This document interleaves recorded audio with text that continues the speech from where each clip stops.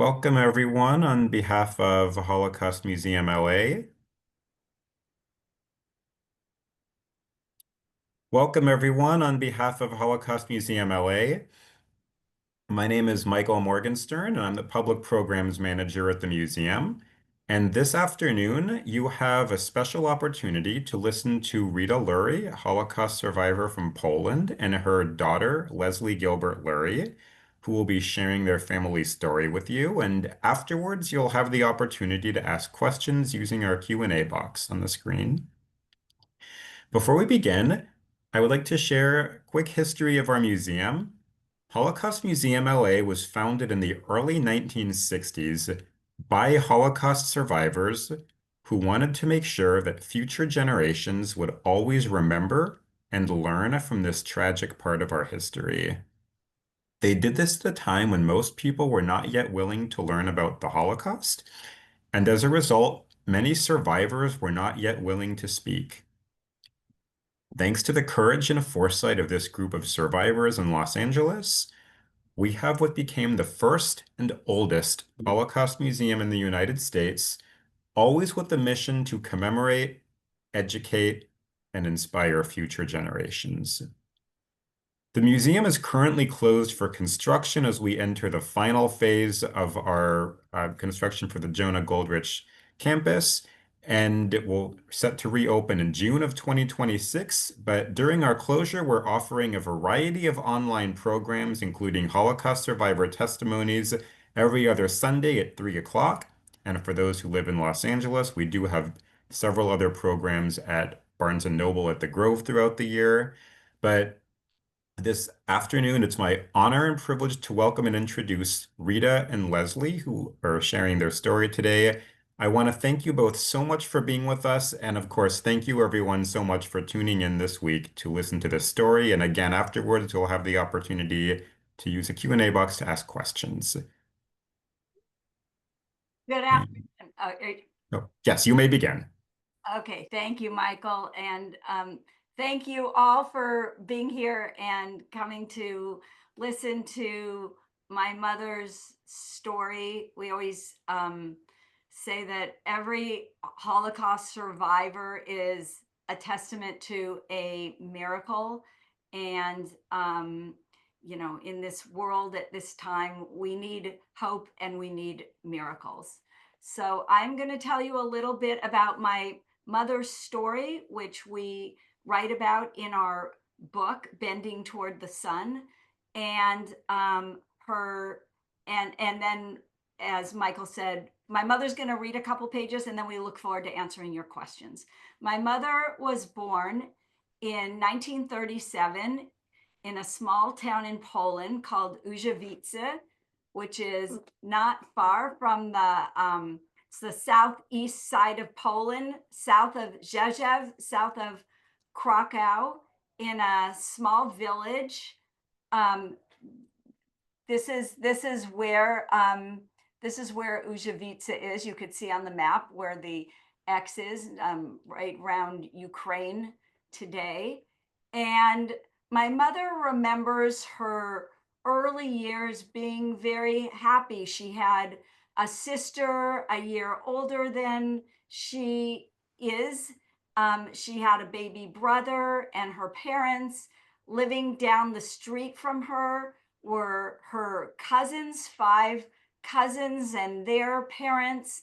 Her father was one of 13 children. So she had a lot of aunts and uncles. She remembers celebrating Jewish holidays and playing outside on their little farm with her sister and her cousins.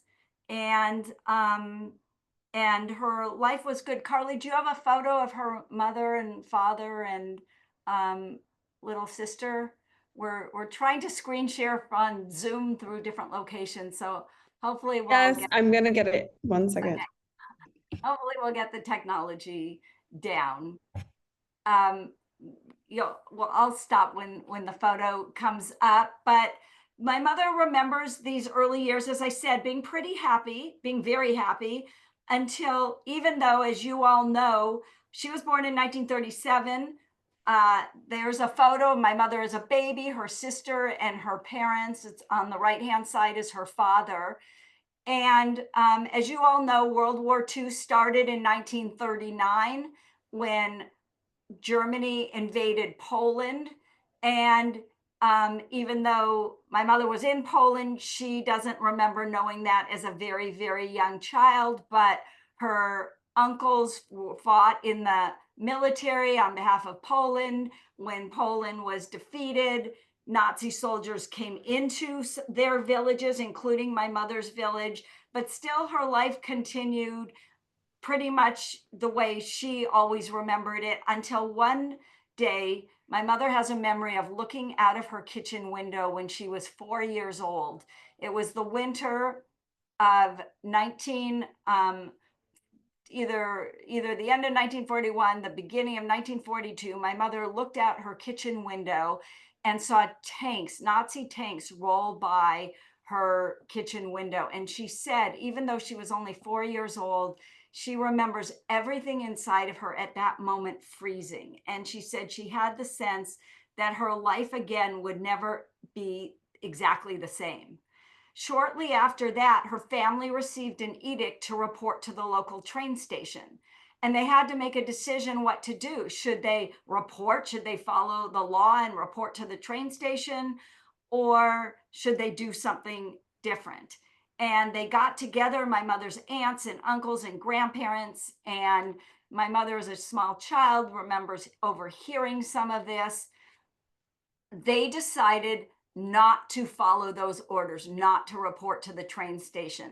When my mother and I were writing this book, and I asked my mother's cousins to write this book, we not only interviewed my mom and her sister because they were very young, but we also wanted to talk to her three cousins who hid in the attic with her. One was Sally Frischberg, and Sally's daughter, Fanny, Sally's granddaughter, Fanny, works at the Holocaust Museum now. But my mother's cousin, Sally, told us when we were writing this book, I said, why, what was involved in their decision not to report to the train station? And cousin Sally said, maybe it was because one of the Nazi soldiers, Mr. Arnold, was actually stationed at their house. And he used to wait for my mother's uncle, Leibish, to come home from work, and they would play chess together. And so my mother's cousin, Sally, thinks maybe Mr. Arnold said, don't trust these Nazis, don't take them at their word. Because as we know, one of their main weapons for fighting this war within the war, right? The Holocaust was a war within World War II, was propaganda. And so there were a lot of euphemisms, fancy, nice words for really horrible things that were happening. And so maybe my mother's family was persuaded by Mr. Arnold. They also might have heard rumors in their village that people were getting on these trains and horrible things were happening. This was the winter of 1942 now, right after the Wannsee conference that took place with the Nazi officials, where they were decided on the final solution of putting people into trains to go to concentration camps. So rumors of that were getting back to people in the village. For whatever reason, my mother's family did not trust that they were safe in packing up their bags and reporting to the train station. Instead, they went home, they packed up their bags, and they packed up little knapsacks, and they left home in a dark night when the moon was not shining bright. They didn't know where they were going. For the next 6 weeks, they decided to, they hid in local forests, in ditches, on farms. Sometimes during the day, there were haystacks, and they would pull out bits of hay. That's my mother's cousin Sally. When we went back on a trip to Poland when I was in my 20s in the 1990s and or the late 1980s, and that's cousin Sally showing us how they would pull out bits of hay, and sometimes the kids during the day would sleep, take little naps in these haystacks. Sometimes Polish farmers would walk by and cross themselves and look the other way. But my mother's family knew that they had to find somewhere safer to go hide, because this was, by this time, this was the summer of 1942. And in Poland in the winter, it snowed where they were living. It gets very cold. They also had the group that left home to go into the forests and ditches were my mother, her sister, her brother, and her parents, and my mother's cousin Sally, and her two sisters, Miriam and Lola, and two infant babies also. One was not healthy enough, and they took her and to a local church and was told that they would keep her safe there. But they had an infant for a while with them, and they had three girls, 9, 7, and 5-year-old, and my mother, who was almost 5, and her sister, who was almost 7. So there were a lot of little kids. All the other aunts and uncles decided to go hide separately rather than take their chances with a group that was traveling with so many young children. My mother's family knew this wasn't safe to be outside with all these young kids when it was getting colder, and they thought, who might help us? So at first, they reached out to different people. One person they thought about was a Polish farmer named Staszek Grocholski. Staszek had grown up next door to my mother's grandparents. My mother's grandfather had been very nice and helpful to Staszek and his sister when they were teenagers and their own parents died. And they thought, he's a good person, maybe he'll help us. Staszek sneaked out on dark nights to find my mother's family. At first, he said, no, you can't. You can't come hide with us for a night or two. My wife won't allow it. But one day he came out. He used to bring little bits of food or news. One day he said, okay, you can come hide at our house. So on a very dark night, they snuck over to his house, which was really just a few miles from where they had lived. And they climbed up a narrow staircase and into an attic that was 15 feet wide, 25 feet long. The ceiling was 5 feet high. It was all covered with, was basically wood.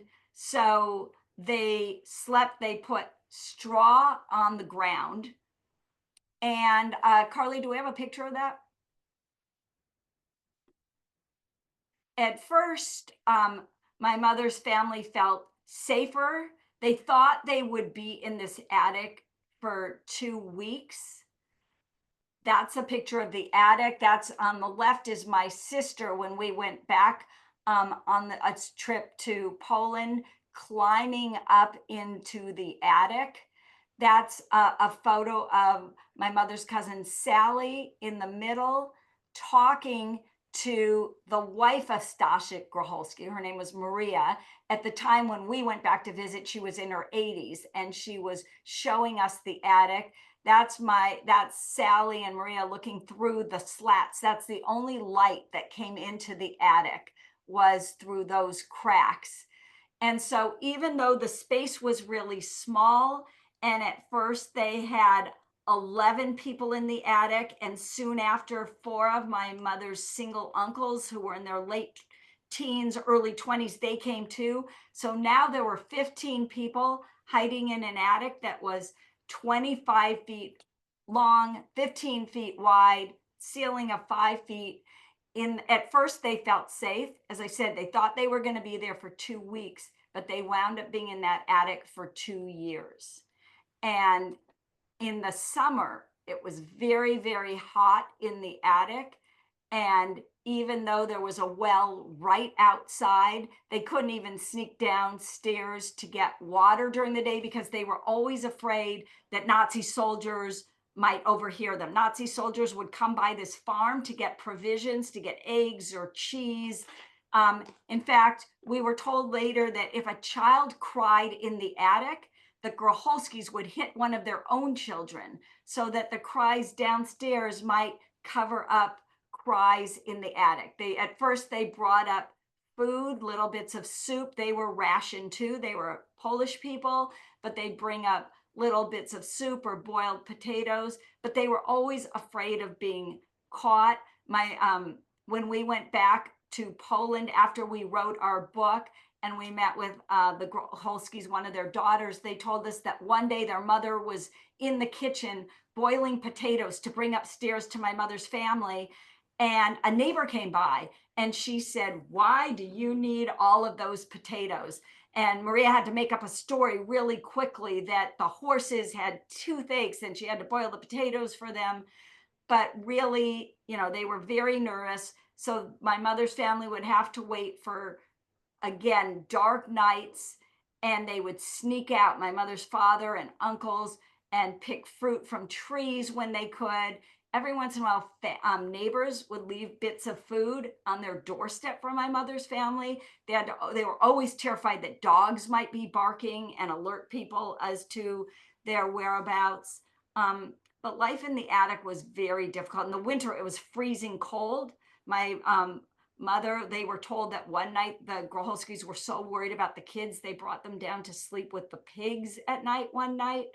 So it was very difficult. My mother is now going to read you a couple paragraphs of what she remembers from the attic.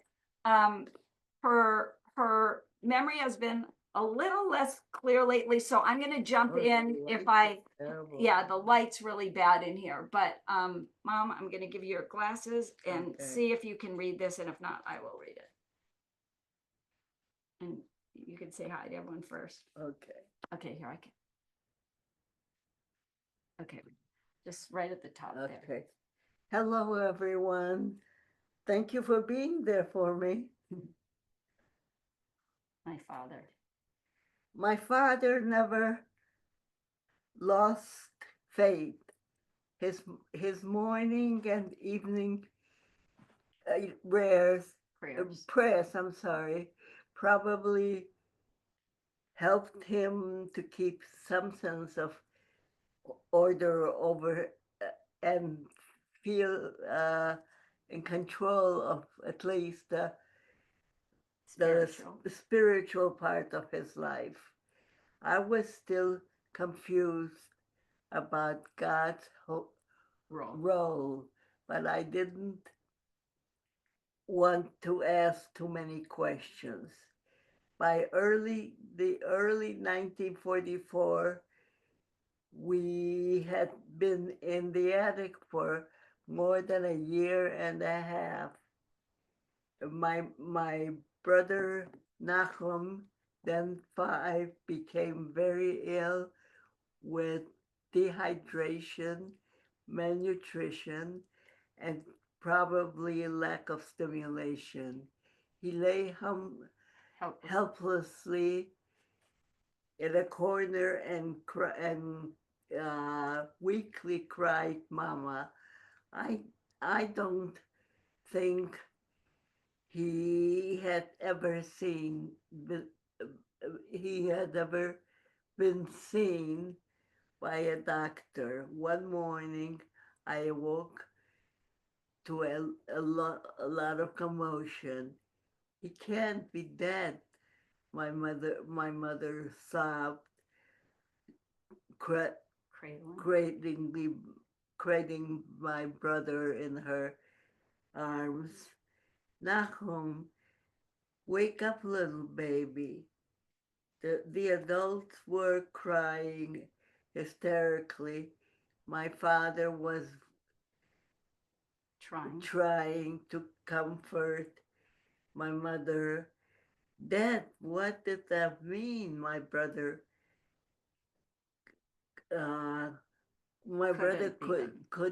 could not be gone. It was incomprehensible to me as Uncle Max took Nachum's lifeless body out of my mother's trembling arms and closed my eyes and pretended that what was happening was not real. Akum's death left 13 of us in the attic, at least for the time being. Shortly after my mother's younger brother died, something else very sad happened also. My mother's family continued to celebrate Shabbat in the attic as they had done before. They would sometimes take a potato and put a candle in it. They were always afraid of fire, but they continued to celebrate to acknowledge Shabbat. And my mother remembers one Friday night, her family all gathered around and her mother looking at each member of the family, and then she put her head down and she died also. This was the late spring of 1944. Everyone in the attic was getting weaker. And then one morning in July 1944, Stasha Groholski came up to the attic one morning and he said, "The war's over, you're free to go home."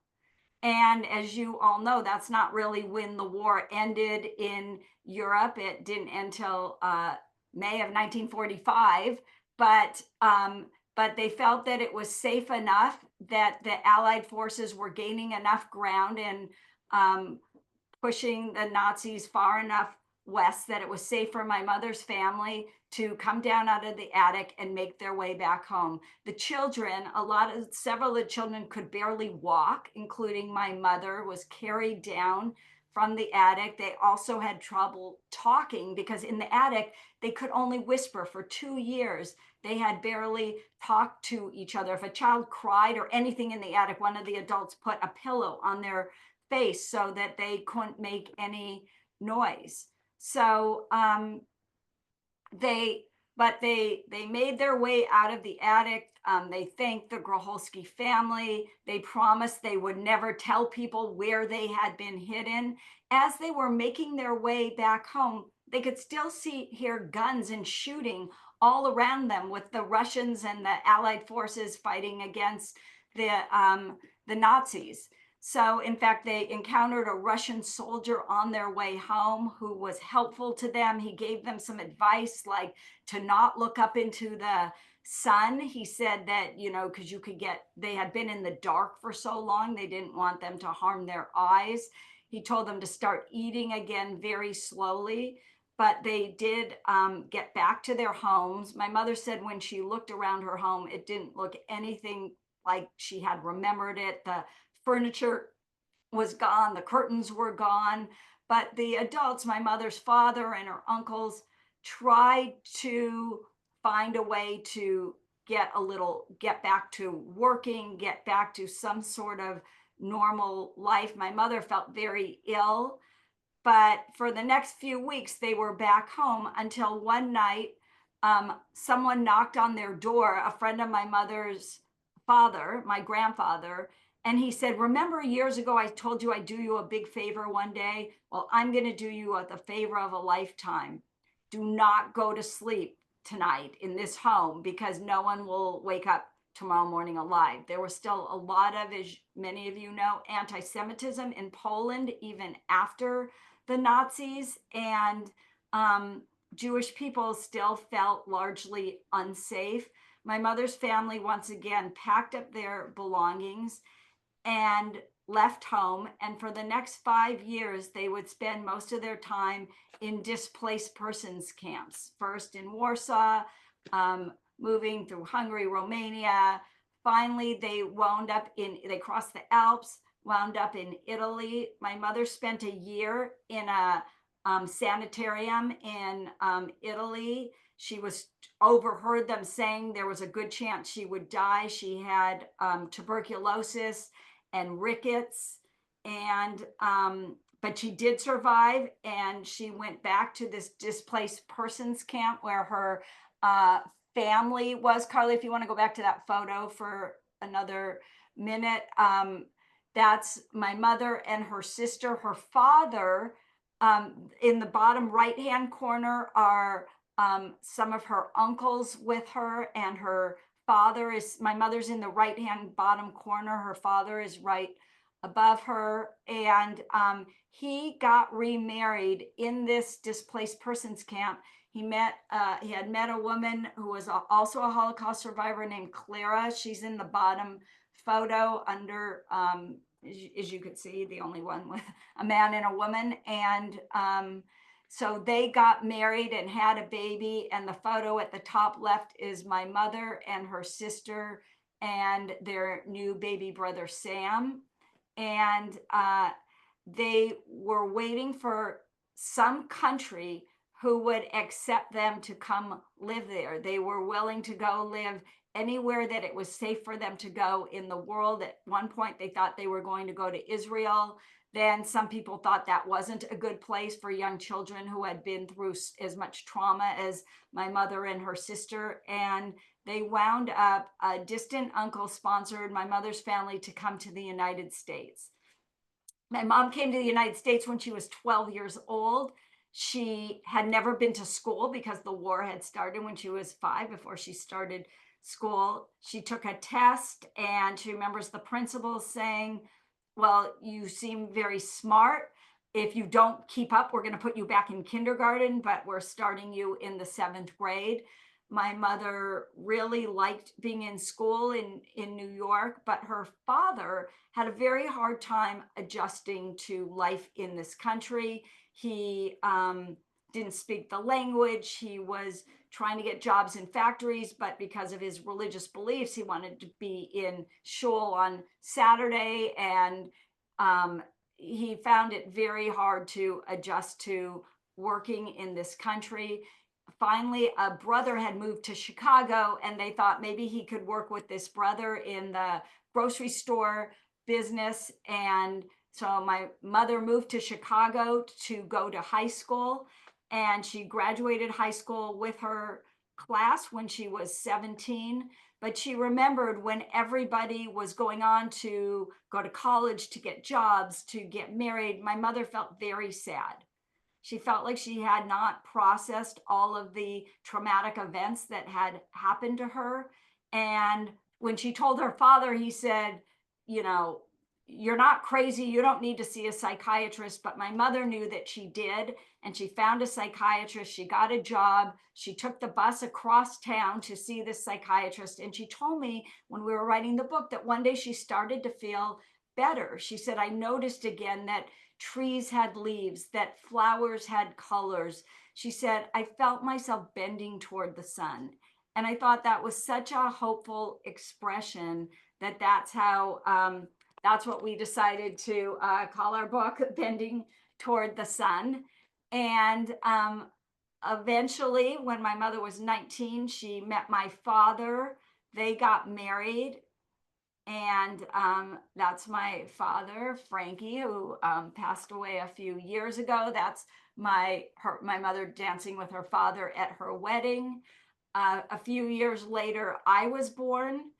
And although I'm on the left there with my mom, and I'm the one standing behind my mom in that photo, and although I seemed like a pretty normal kid, I felt sort of different from the children I grew up with. That's my sister Gwen, my brother David. That's all of us in a photo that looks very 1970s. But I felt very guilty that I had so many things that my mother hadn't had, like a mom or birthday parties. I also felt very afraid to leave my mom, a lot of separation anxiety.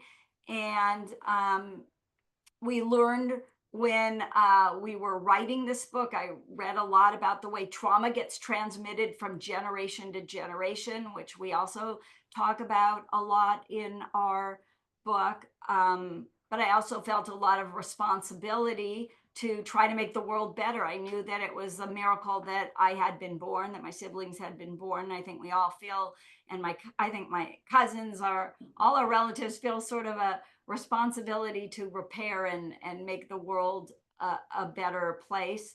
Eventually, I got married and had my own children, and I was sure that with a generation in between my mother's experience and my children's experience, they would not experience any of the trauma that I had experienced. So I was surprised when my daughter had a lot of the same separation anxiety that I had felt. And again, we've learned a lot of interesting themes about the way trauma does get transmitted from generation to generation. We hope that Hope does too. We hope that by learning about the Holocaust, we can learn lessons that, you know, can have an impact in the very challenging times we're living in right now. We hope that people are inspired to be upstanders rather than just bystanders when something looks wrong, to step in and not just assume that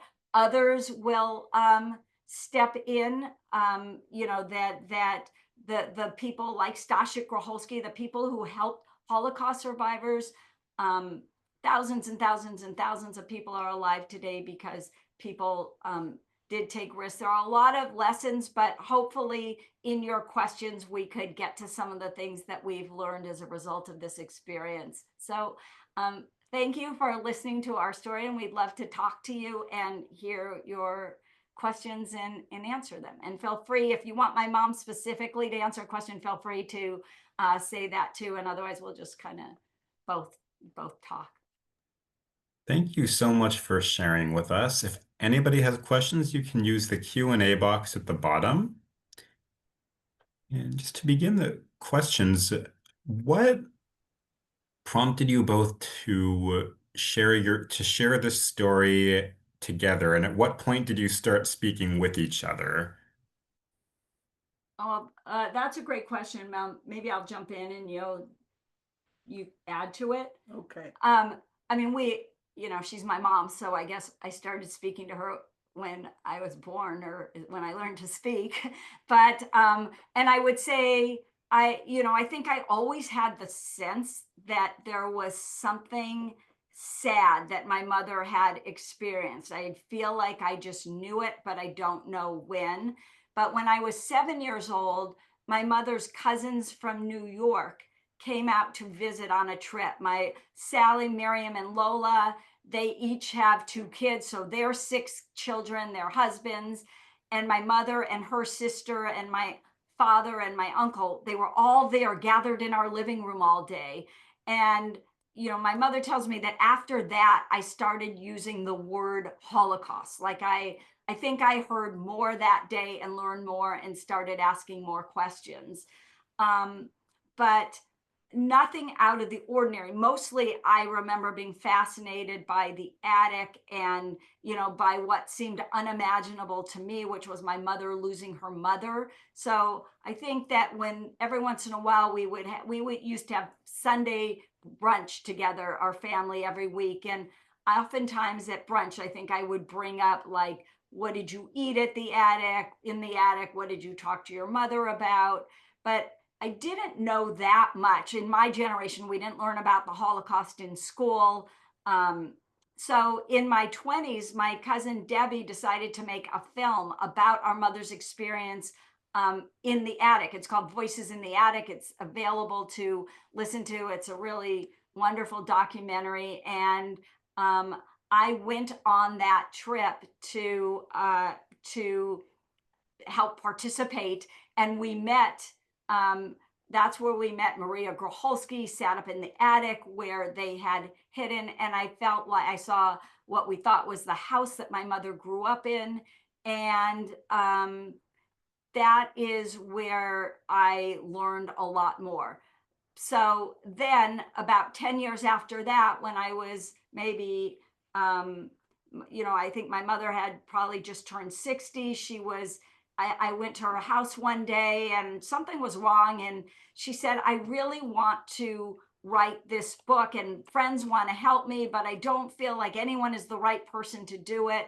And I said, well, why do you want to write this story about what happened to you? And she basically told me that she had heard an increasing number of Holocaust deniers on television. So she wanted to provide testimony as to what really had happened. She also wanted to memorialize her parents and family members who had not survived the war. And finally, she said to me, I want to show that people could go through the worst experiences imaginable and not only survive, but survive well, go on to also have good things happen.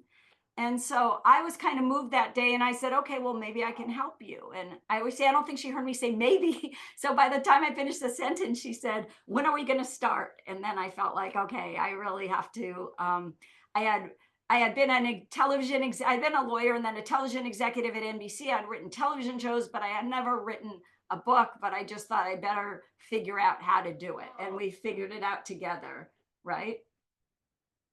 Yes. Do you any other thoughts of how we decided to do this together?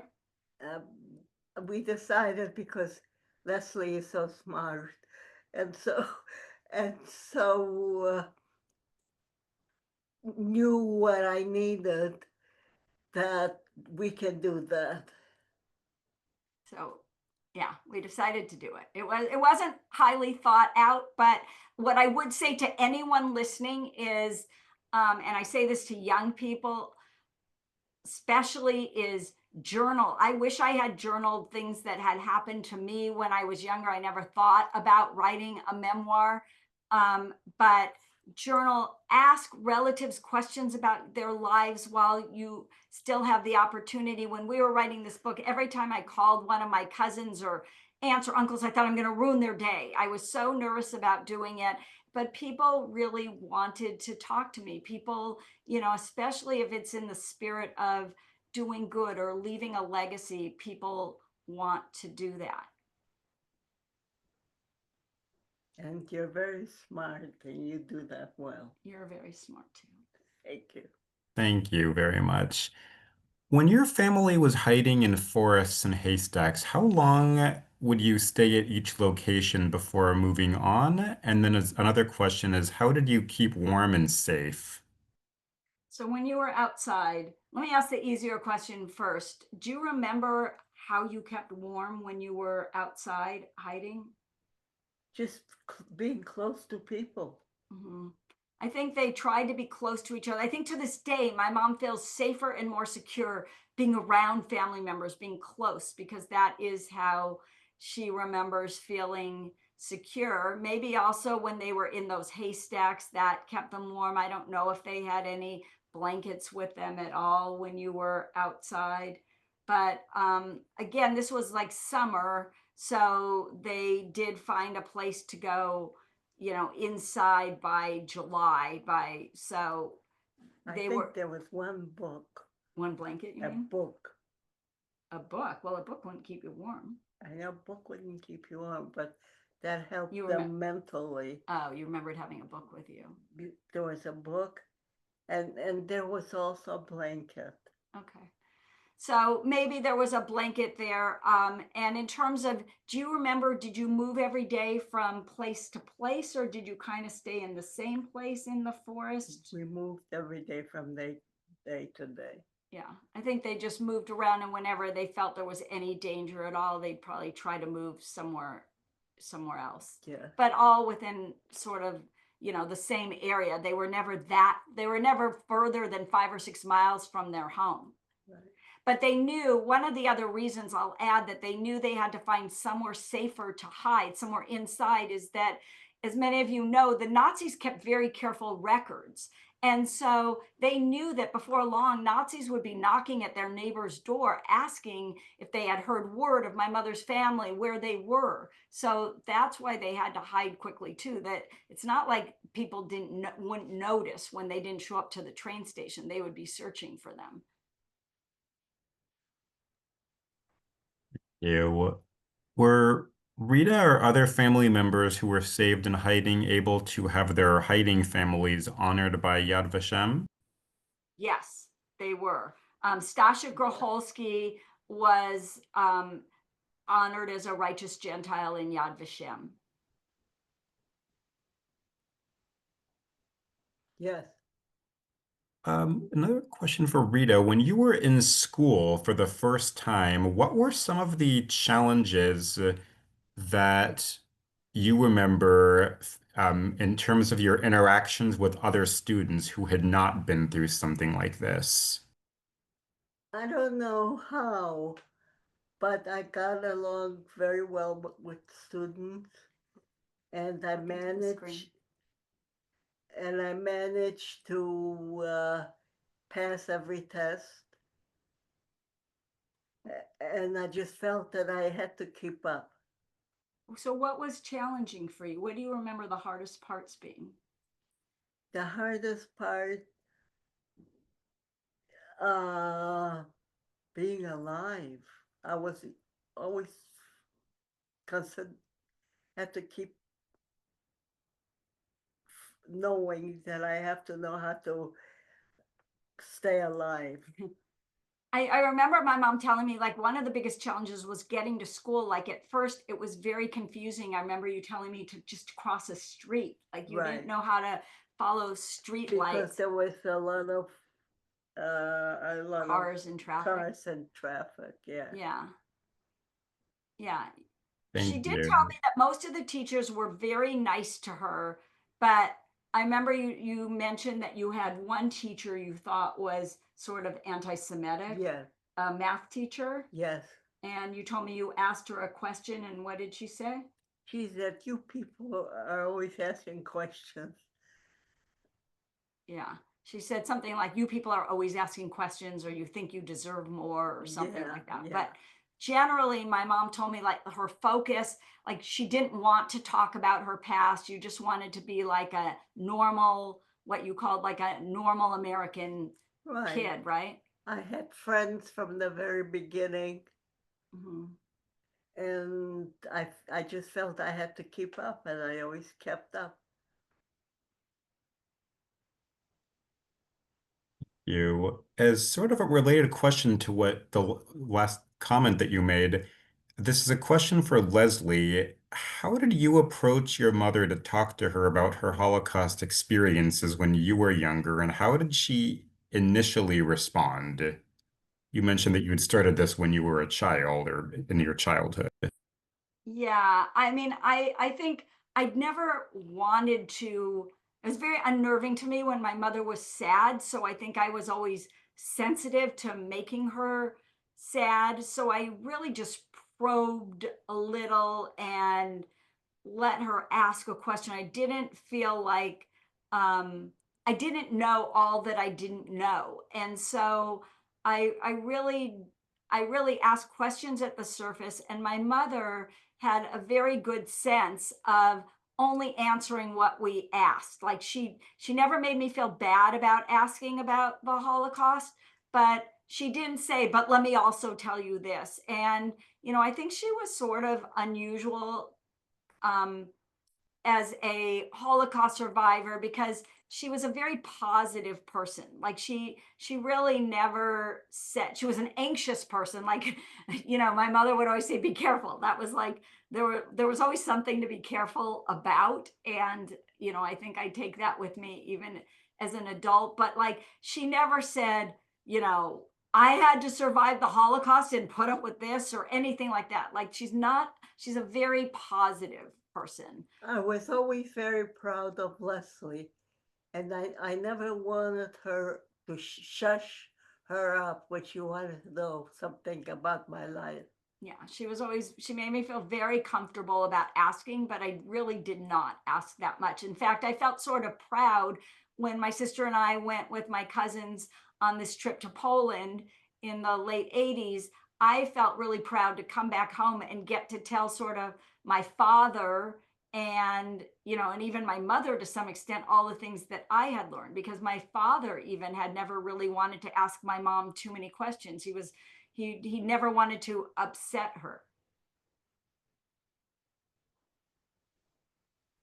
Thank you.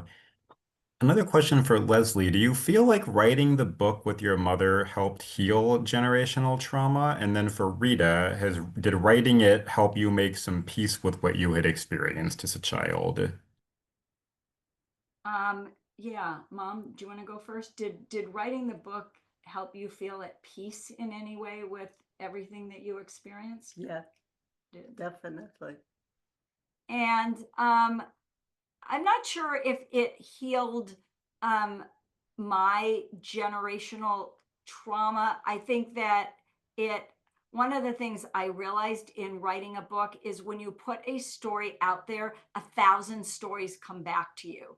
Like I just can't express enough when we've spoken to students all over the world, all over the country, and certainly all over Los Angeles. And it always seems that the more challenged young people's lives are, especially the more stressed, they all want to come up to my mother, especially, and give her a hug and tell her something about their lives. And a lot of people, like I think what we talk about in terms of intergenerational trauma seems to resonate with people too. And they, I think we've given them like some tools to be helpful just in naming it and in identifying ways that people could heal. I think it's been helpful to others, and certainly I've gained understanding. I'm not sure if I've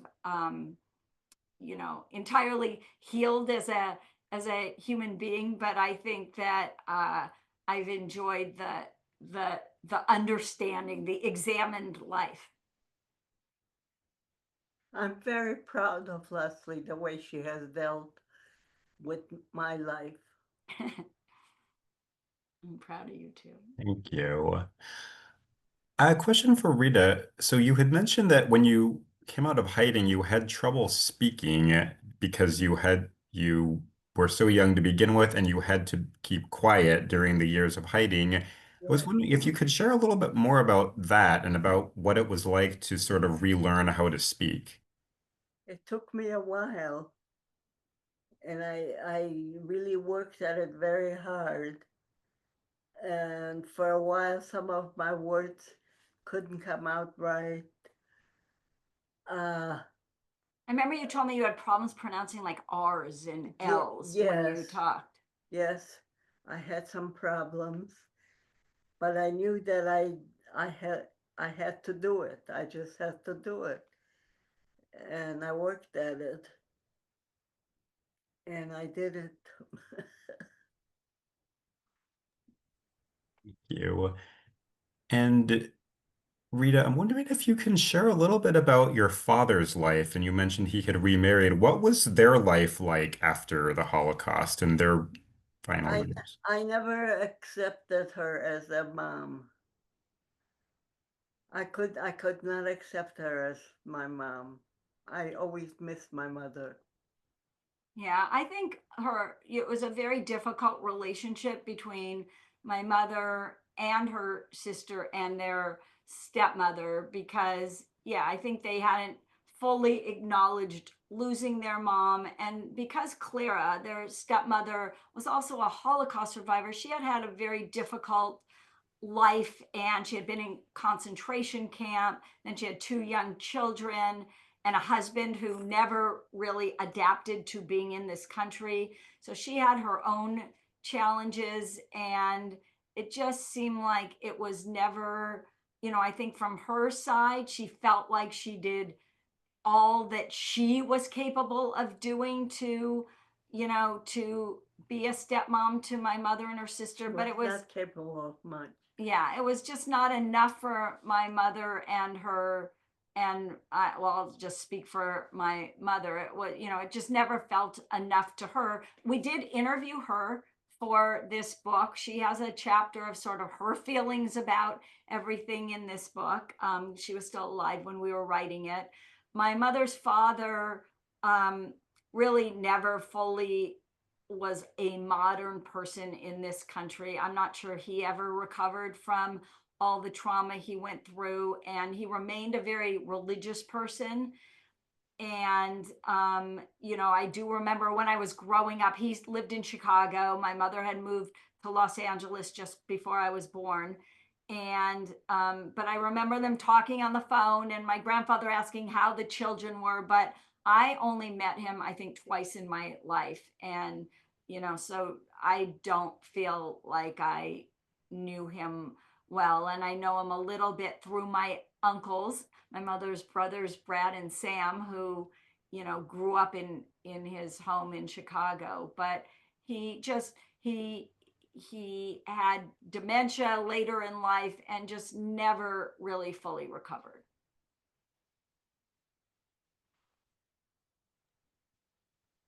Um, thank you. You mentioned that some of the relatives went back to Poland. Did Rita go as well with them? So when we went back in my 20s in the late 80s, my mother didn't go back. She didn't feel ready to go back. My mother's cousin, as I said, Sally went back, and her husband Kenny, and then in my generation, several of the kids went back. My sister and I, my cousin Debbie, my cousin Leslie, who's on this call, and But, her brother Jack, and but I did Cheryl. go back. No, yes. Then, so that's who went back on that trip.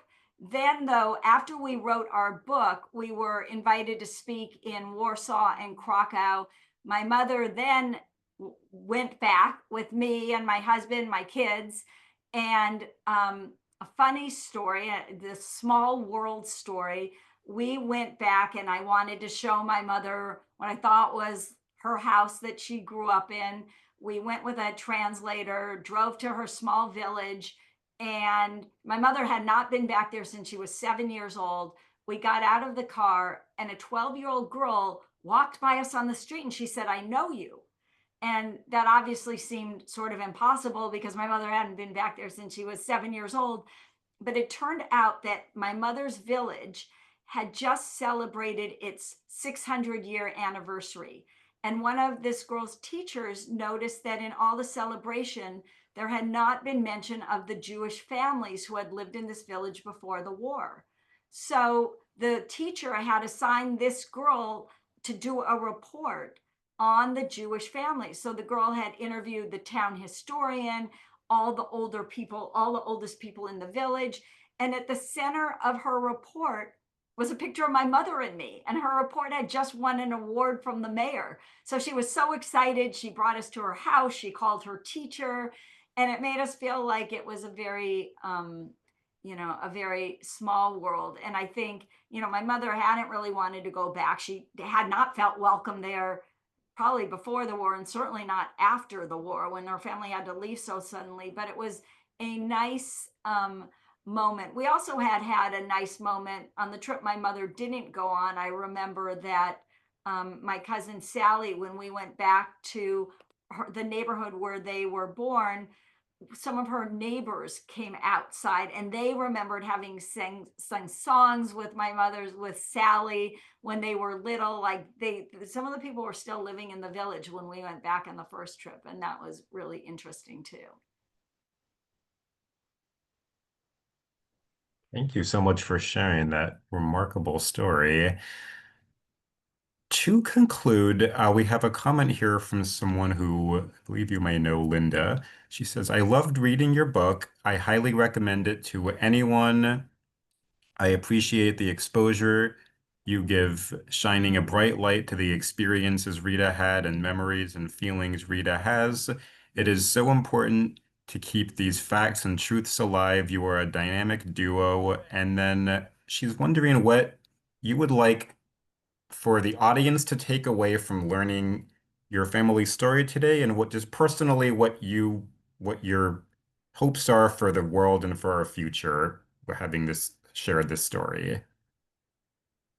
Well, I would say, this has been such a journey because our book was originally published just over 10 years ago, 11 years ago, maybe. And, you know, we would talk to people and it was like never again. And now we're in this, crazy world with rising anti-Semitism and so much fear and so much anger. And, one of the lessons of the Holocaust that I hope people can take with them is the notion of getting to know people different from yourselves, your age. I mean, this is especially for younger people. One of the things we even know about the Holocaust are Jewish people who were more assimilated, who knew non-Jewish people also were more likely to be helped, were more likely to be saved. And as I said, there's there are lessons about upstanders. There are lessons about autocrats coming to power in democracies, and which is exactly what Hitler did. And little by little, he took away people's rights. And by the time they turned around and realized what was happening, they couldn't fight back because they had lost too much. So, I do think it's really important that we all recognize how fragile democracies are, that they only exist because we fight for them, that we believe that they're important to fight for. And, in terms of the kind of world I hope for and envision, it's a world where people have respect for each other's rights, for each other's humanity, that we recognize that there is much more that unites us than divides us, and that we have to be able to listen to each other, take in those differences, and get to, yes, there is no blowing each other out of this world. Like, war just begets more anger, begets more hostility. We have to, if we want to live in a peaceful world, we have to act peacefully and want to know and understand each other. That's how I feel. That's what I hope people take away. Nothing good came of the Holocaust. Good things happened after the Holocaust, but the world's not better because of the Holocaust. The world is never better when we attempt to eliminate a group of people. We have to understand and work together. Mom, I do agree. you have any hopes from people reading our book? Yes, I hope that they can get a feeling about it, feel a little bit what happened, And and understand it, and just try to think what would happen if their life would be taken such a Same, something had happened like if that something to them. had happened to them. Yes. Yeah. And hi, Linda. Well, I want to thank both of you so much for sharing with us today. And I want to thank Carly as well on the other end for sharing the photos for you. Again, our museum is closed through about June and as we finish our final phase of construction, but we are hosting several programs online as well as offsite at other venues. So please follow our website and our emails so that you can see what we have coming up. And again, every other Sunday approximately, we have survivor talks like these online at 3 o'clock Pacific time. And again, I just want to thank Rita and Leslie so much for being with us and for sharing their story. And thanks so much to everyone for joining today and for being here and for learning this story as well. You're welcome. Thank you so much. Thank you. Thank you so much, and wishing everyone who observes a meaningful Yom Kippur next week. And again, thank you, everyone.